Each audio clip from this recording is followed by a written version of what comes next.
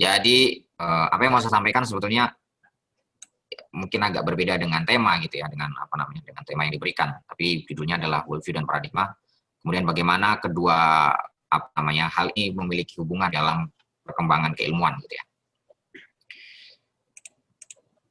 Nah, jadi apa namanya, mengapa perlu dibincangkan term itu? Pertama bahwa kita meyakini atau basic belief itu.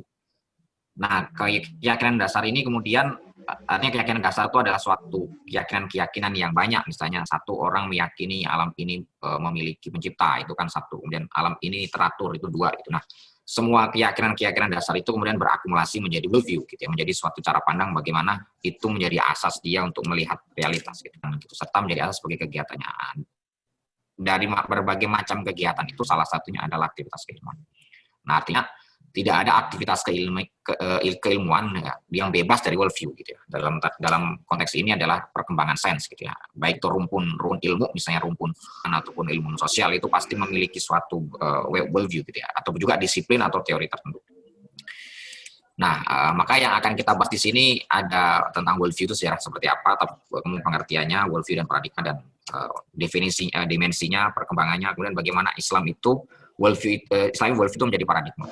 Nah, saya tidak akan memberikan detail ya tentang kajian worldview karena di INSIS misalnya itu juga ada ingin lebih detail gitu, tentu ada banyak pakar yang tentu lebih otoritatif untuk menjelaskan itu gitu ya. Dan itu guru-guru kami lah di Unida atau juga di INSIS, ada Ustadz Samsudin, ada Ustadz Hamid di sana, ada Ustadz Uki. Silakan ikuti majelis-majelis yang beliau ampu di situ. Nanti persoalan tentang worldview itu tentu akan lebih jelas ketika beliau itu mau paparkan. Di sini saya hanya akan memberikan satu ringkasan saja yang relevan dengan bahasan kita. Nah, kita berawal dari kajian worldview. Nah, kajian worldview secara sistematis itu dilakukan oleh David Nagel. Ini awalnya disertasi. Dilacak ya, kata worldview itu pertama-tama berasal dari kata Jerman ya, Weltanschauung yang secara filosofis itu dipakai oleh Immanuel Kant dalam karyanya Critique of Judgment yang terbit 1790. Nah, kemudian kata ini berkembang menjadi suatu filsafat. Beberapa tokoh yang menggunakan kata Weltanschauung itu atau worldview di dalam kami, kalau dalam filsafat ada Hegel, ada Kierkegaard, ada Deleuze, ada Nietzsche, kemudian di abad 19 ada Husserl, ada Karl Jasper, ada Heidegger, Wittgenstein, Jacques Derrida, Michel Foucault gitu ya, di abad ke-20. Kemudian di dalam bidang ilmu alam ada itu. Kemudian dalam ilmu sosial ada Freud dan ada Jung yang mewakili disiplin ilmu psikologi atau psikiatri. Kemudian di sosiologi ada Karl Marx, kemudian ada Peter Berger, di ekonomi ada Karl Marx sama Engels. Kemudian di antropologi ada Robert Redfield dan Michael Kearney. Nah, intinya kata worldview ini tidak bisa dilepaskan dari perkembangan keilmuan kalau kita lihat dari historis bagaimana ini dilacak secara baik oleh Nagel dalam bukunya worldview itu. Nah, kalau di kajian worldview itu belum terlalu banyak dikaji gitu ya. Orang pertama yang awal-awal gitu ya, yang mengkaji Said Qutb ya berdasarkan kajiannya Berghut gitu ya. Itu yang memakai adalah Said Qutb dengan bukunya Tasawur al-Islami. Jadi kata worldview itu diwakili oleh Tasawur al-Islami kalau dalam bukunya Said Qutb, atau kalau al-atas itu memakai istilah Ru'yatul Islam gitu ya. Kemudian ada Ismail Al-Faruqi, kemudian Masdul Alam Chaudhry. Keduanya ini menggunakan istilah Inggris yaitu worldview. Nah, kemudian apa itu worldview gitu ya? Worldview adalah kepercayaan, perasaan, dan apa-apa yang terdapat dalam pikiran orang yang berfungsi sebagai motor bagi keberlangsungan dan perubahan sosial dan moral. Kepercayaan harus yang integral tentang hakikat diri kita, realitas tentang makna eksistensi. Atau juga perasaan sendiri gitu ya. Worldview adalah asas bagi setiap perilaku manusia termasuk aktivitas ilmiah dan teknologi. Ini sebagaimana yang ada di pendahuluan bahwa setiap orang pasti punya basic belief dan basic belief itu akan terakumulasi menjadi worldview gitu. Artinya memang setiap tindakan itu bisa kita lacak dari worldview-nya. Kemudian kalau menurut beberapa tokoh gitu ya, misalnya kayak Deleuze, worldview adalah seperangkat kategorisasi secara mental yang timbul dari pengalaman yang mendalam, di mana dia mempengaruhi cara pemahaman manusia, perasaan dan responnya dalam tindakan mengkompromikan dunia serta realitasnya. Gitu. Kemudian ada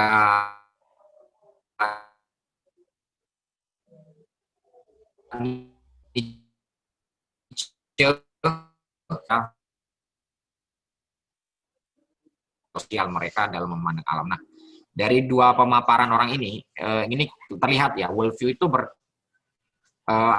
terkait erat dengan sentrumnya apa. Kalau misalnya ini fokusnya kepada kultural dan subjektivitas manusia, artinya memang worldview itu sentrumnya adalah manusia itu sendiri. Jadi worldview adalah elaborasi dan diciptakan oleh manusia. Jadi sifatnya sangat subjektif sekali. Kalau Delta lebih fokus kepada bagaimana worldview itu adalah seperangkat konsepsi mental, gitu ya. Artinya dia juga sangat sangat identik dengan kreasi manusia. Ini juga ada di dalam Michel Foucault gitu, bahwa worldview sebenarnya tidak worldview ya. Foucault itu istilahnya epistem gitu ya. Epistem itu adalah potongan historis untuk suatu pengetahuan yang menekankan pada suatu norma, alasan umum, dan tiap orang tidak bisa terlepas darinya. Gitu. Epistem ini juga dimaknai sebagai seperangkat peraturan pola menalar dalam proses mengetahui satu hal. Gitu. Nah, di sini tentu worldview itu terkait dengan suatu relasi kuasa, gitu ya. Kalau menurut Foucault, dia berakar dari relasi antar manusia yang berangkat pada suatu relasi kuasa. Dia ya rada-rada politis, tapi sebetulnya lebih bagaimana relasi kuasa itu yang menjadi badan hukum yang mengatur itu. Nah, itu ada relasi kuasanya. Jadi sentrum dari worldview seperti itu. Yang lain tadi, Al-Atas mendefinisikan worldview dalam Islam itu adalah visi akan realitas dan kebenaran yang muncul di hadapan mata hati, yang mengungkapkan segala hal tentang eksistensi. Ya. Karena worldview merupakan eksistensi dalam totalitasnya yang diproyeksikan Islam. Maka visi Islam atau worldview Islam akan realita dan kebenaran yang merupakan investigasi metafisis. Nah, ini menjadi satu catatan penting, karena dalam definisi yang lain, itu yang kedua itu lebih kepada subjektivitas yang membentuk suatu sistem kultural, gitu ya. Kalau tadi Foucault lebih kepada relasi kuasa, gitu. Nah, kalau worldview dalam Islam itu merupakan suatu investigasi metafisis. Jadi dia tidak bergantung kepada suatu perubahan kultural atau bergantung kepada subjektivitas dari konsepsi mental setiap individu. Gitu. Dari apa yang nampak maupun yang tidak nampak. Termasuk perspektif akan kehidupan sebagai keseluruhan, bukanlah pandangan dunia yang terbentuk hanya dengan mengumpulkan bersama-sama pelbagai objek, nilai artifisial. Ini sebenarnya suatu bantahan atau suatu negasi atau suatu kritik dari misalnya beberapa pengertian worldview sebelumnya gitu, bahwa worldview itu bukan suatu pandangan dunia yang dihasilkan dari suatu konsepsi mental atau suatu struktur kultural yang kalau itu dikumpulkan akan menghasilkan suatu koherensi artifisial. Artinya koherensi artifisial itu artinya keteraturan yang dipaksakan, artinya ya itu tidak teratur gitu, dan itu akan mengalami suatu persoalan. Bukan pula suatu yang dibentuk secara bertahap melalui proses historis dan perkembangan spekulasi filosofis dan penemuan saintifik yang harus dibiarkan samar dan terbuka tanpa akhir untuk perubahan di masa depan dan pergantian yang dengan paradigma yang berubah. Kebenaran juga bukanlah pandangan dunia mengenai proses transformasi dialektik yang berulang-ulang sepanjang zaman dari tesis kepada antitesis kemudian sintesis gitu. Jadi worldview di dalam Islam itu bukan seperti pengertian para filsuf Barat yang disebut sebelumnya gitu ya. Dia itu disebut konsepsi mental gitu, ataupun tadi itu relasi kuasa, ataupun dalam konteks kultural yang itu tentu berbeda kultur, berbeda cara pandang, berbeda subjek atau berbeda generasi, berbeda pula cara pandangnya. Artinya mereka akan mengalami perubahan terus-menerus jika terjadi perubahan suatu kondisi fenomenal gitu ya, atau ada perbedaan suatu daerah. Artinya masyarakat A dengan masyarakat B itu akan berbeda gitu. Artinya nilai itu tidak bisa tetap dan tidak bisa dipegang gitu ya. Begitu ya. Dia tidak tidak bergantung kepada fenomena, tidak bergantung kepada tempat gitu. Apalagi dia adalah suatu investigasi metafisis gitu. Jadi ada nilai yang melampaui hal-hal yang fisik sebetulnya. Apa Ustaz? Videonya boleh ya dimunculin, Ustaz? Video itu nggak ada, Ustaz. Tapi kok nggak bisa ya? Bentar. Ini saya pakai.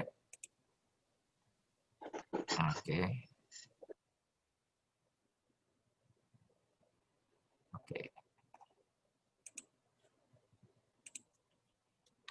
Ya, videonya kok nggak kelihatan. Mana ini?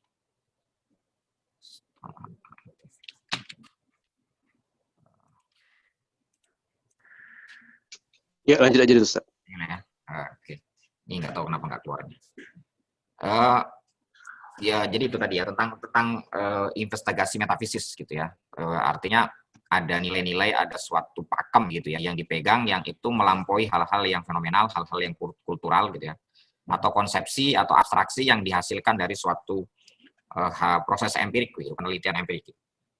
Nah, selanjutnya, nah apa itu worldview dan paradigma? Nah, sebetulnya kalau saya meminjam skemanya Lakatos ya tentang worldview dan paradigma itu dengan skema sains gitu ya. Ini sebenarnya Lakatos tidak seperti ini ya skemanya, tapi saya skema ini. Jadi di dalam suatu ilmu gitu ya, karena kita berkaitan dengan bagaimana worldview atau paradigma itu memiliki hubungan dengan keilmuan gitu ya.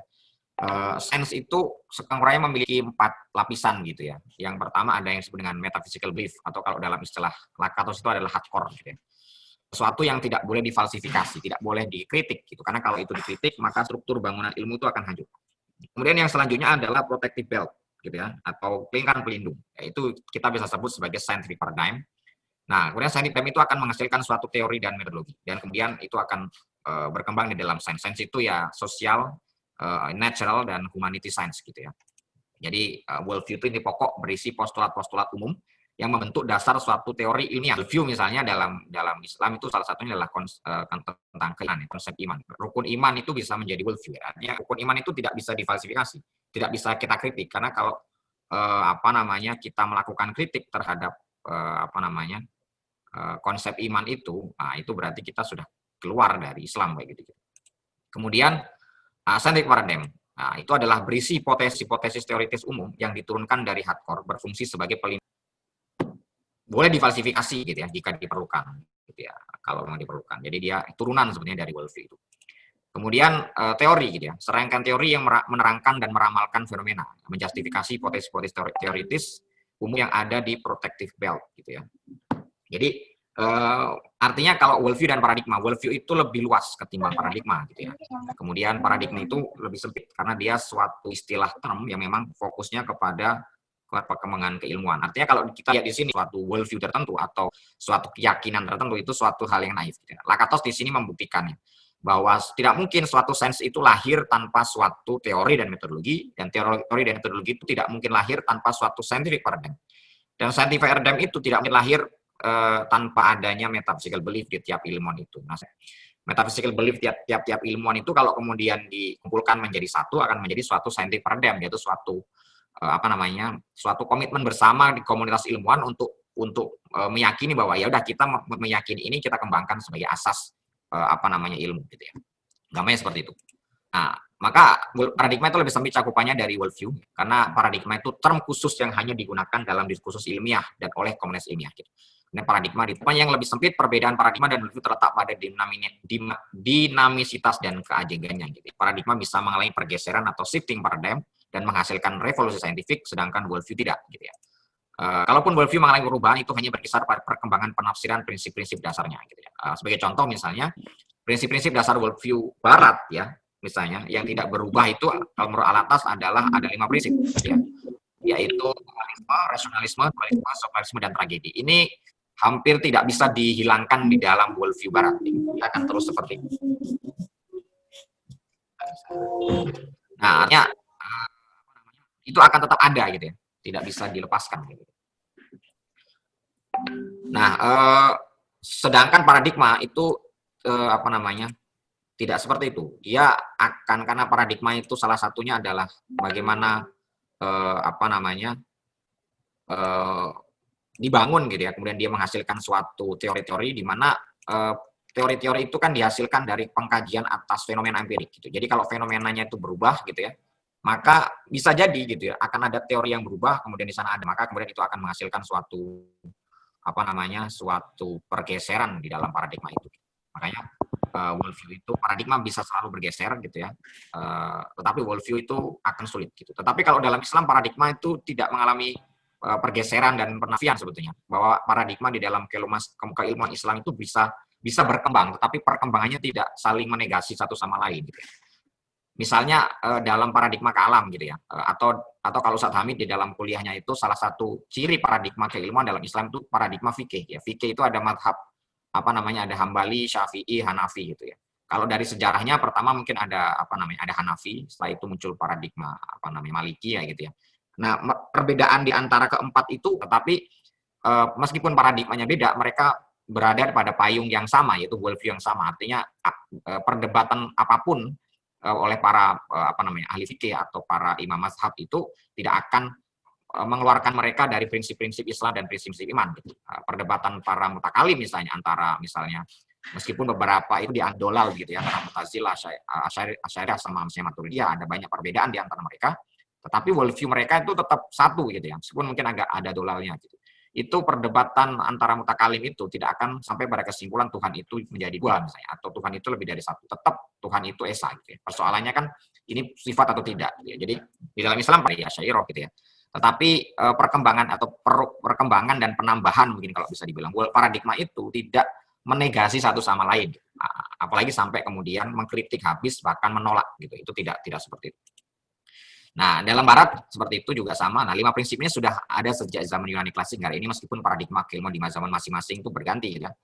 Kalau di Barat misalnya bagaimana paradigma geosentris itu digantikan oleh heliocentris. Ini tidak hanya sekedar perkembangan, tetapi betul-betul menggantikan secara mengakar gitu ya. Atau dalam fisika itu ada Kartesian, fisika klasik, semua fisika modern gitu ya. Dengan fisika kuantum misalnya, itu benar-benar mengubah secara radikal ya lanskap bagaimana mereka memahami realitas. Nah, oleh karenanya paradigma adalah term khusus yang hanya digunakan dalam diskursus ilmiah dan oleh komunitas ilmiah. Nah, misalnya Kuhn di sini mengatakan bahwa paradigma adalah gabungan hasil kajian yang terdiri dari seperangkat konsep, nilai, teori, hukum, metodologi, teks masalah beserta solusinya. Ini kemudian ditegaskan juga oleh Ritzer.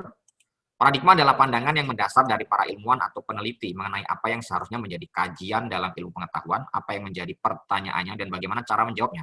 Paradigma juga dikatakan sebagai konsensus para ilmuwan yang dapat melahirkan suatu komunitas atau subkomunitas yang berbeda dengan yang lain. Paradigma yang berbeda tersebut terjadi karena adanya perbedaan dalam teori yang digunakan, metode dan instrumen yang ada untuk mencapai suatu kebenaran. Di sini terlihat bahwa memang paradigma itu menghasilkan teori gitu ya. Artinya begini, worldview misalnya itu bisa dimiliki oleh siapapun di dunia ini. Setiap orang pasti punya worldview, tapi tidak semua kebudayaan itu bisa menghasilkan paradigma. Misalnya masyarakat suku dalam gitu ya, masyarakat suku dalam itu punya worldview. Misalnya mengapa mereka menyembah pohon, mereka menyembah ini gitu ya. Itu punya worldview, mereka punya basic belief, mereka punya keyakinan dasar mengapa mereka melakukan itu. Jadi misalnya animisme, dinamisme, dan juga beberapa kegiatan-kegiatan misalnya di komunitas ya pegiat keyakinan gitu ya, keyakinan misalnya kayak Sunda Wiwitan misalnya gitu ya. Itu mereka punya worldview, tetapi worldview mereka itu tidak menghasilkan paradigma karena orang-orang suku dalam itu tidak bisa menghasilkan teori ilmiah yang bisa diuji oleh kebudayaan lain gitu. Itu sangat subjektif sekali. Nah, artinya memang setiap masyarakat itu pasti punya worldview paradigma karena paradigma hanya berkaitan dengan kajian keilmuan. Jadi paradigma itu akan menghasilkan suatu teori gitu. Tetapi itu tidak secara otomatis worldview menghasilkan suatu paradigma. Tergantung apakah masyarakat itu memiliki tradisi keilmuan. Gitu. Kalau tidak ya dia punya worldview gitu. Bagaimana dia melihat realitas, tetapi belum tentu dia akan menghasilkan suatu scientific paradigm. Gitu. Kira-kira seperti itu. Nah, karena bangunan sebuah teori ilmu pengetahuan itu sangat bergantung karena tadi paradigma berkaitan dengan ilmu gitu ya. Artinya bangunan sebuah teori itu berkaitan dengan paradigma ilmu. Bagaimana seorang mengembangkan satu paradigma ilmu itu dan bagaimana mengetahui paradigma apa yang digunakan oleh seorang ilmuwan. Di sini Boole dan Morgan itu bisa ditelusuri dari jawaban atas 4 pertanyaan dasar yang menjadi aspek filosofis dan metodologis dalam menemukan ilmu pengetahuan. Gitu. Yaitu ada dimensi ontologis ya, apa itu realitas, kemudian dimensi epistemologis, apakah realitas itu bisa dicapai dan dipahami, apa instrumennya. Kemudian dimensi aksiologis, apakah realitas itu punya hubungan dengan manusia, pengalaman artinya, apakah realitas itu berhubungan dengan pengalaman manusia, keyakinan manusia, dan relasi antar manusia itu mempengaruhi realitas gitu ya. Kemudian dimensi metodologis, yaitu bagaimana mencapai dan memahami realitas itu. Langkah dan cara macam apa yang harus dipilih dan dipakai. Ya. Inilah ya paradigma itu akan menjawab persoalan-persoalan ini.